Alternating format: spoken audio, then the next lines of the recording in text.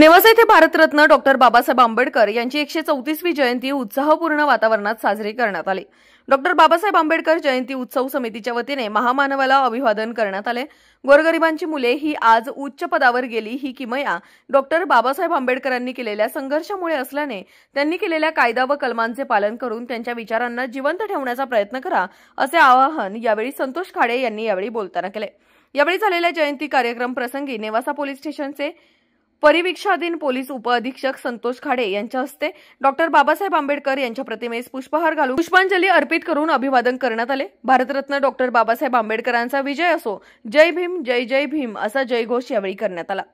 यावेळी आलेल्या मान्यवरांचे डॉक्टर बाबासाहेब आंबेडकर जयंती उत्सव समितीचे मार्गदर्शक ॲडव्होकेट संजय सुगदान यांनी स्वागत करून प्रास्ताविक केले। नेवासा शहरात अतिक्रमण कारवाईमुळे व्यापारी हवालदिल झाले असल्याने आम्ही कोणतीही वर्गणी गोळा न करता जयंती निमित्ताने फक्त अभिवादन कार्यक्रम ठेवला असून डॉक्टर बाबासाहेब आंबेडकर यांनी दिलेली शिकवण अंगीकारून समाजात काम करण्याचा आम्ही प्रयत्न करत राहणार असल्याचं सांगितलं। राष्ट्र सह्याद्री न्यूजसाठी प्रतिनिधी सुधीर चव्हाण, नेवासा। अभिवादन अभिवादनाचा जो कार्यक्रम आहे तो आपण माननीय पोलीस उपाधीक्षक माननीय संतोषजी खाडे यांच्या हस्ते डेव्हलप करायचं कारणही तसं आहे।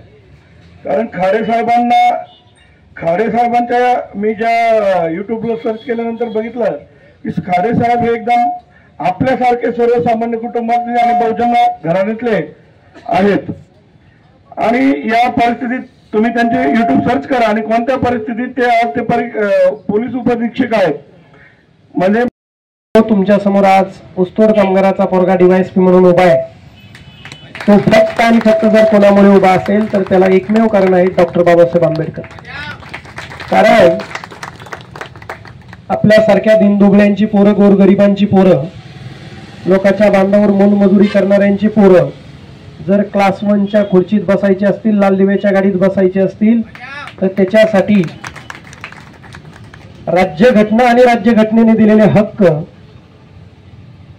आम्हाला कायद्याने दिलेलं स्वातंत्र्य, डॉक्टर बाबासाहेब आंबेडकरांनी आम्हाला उपलब्ध करून दिलेली शिक्षणाची हमी,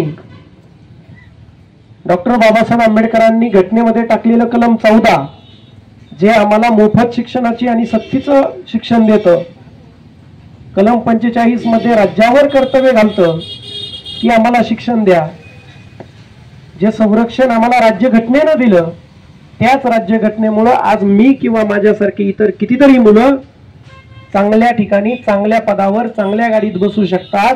ही किमया डॉक्टर बाबासाहेब आंबेडकरांची। या माणसावरती, या महान व्यक्तिमत्वावरती मी दीड तासाचे व्याख्यान केलेले आहे। त्याच्यामुळं परंतु तेव्हा वर्दीची मर्यादा नव्हती आणि एक कार्यकर्ता म्हणून म्हणा, अगर अभ्यासक म्हणून म्हणा, अगर विद्यार्थी म्हणून म्हणा, रोकटोक बोलू शकत होतो आणि बोलत पण होतो। परंतु आज बंदोबस्त पण आहे, बाकी कार्यक्रम पण आहेत, त्यामुळे एवढं बोलू शकत नाही। परंतु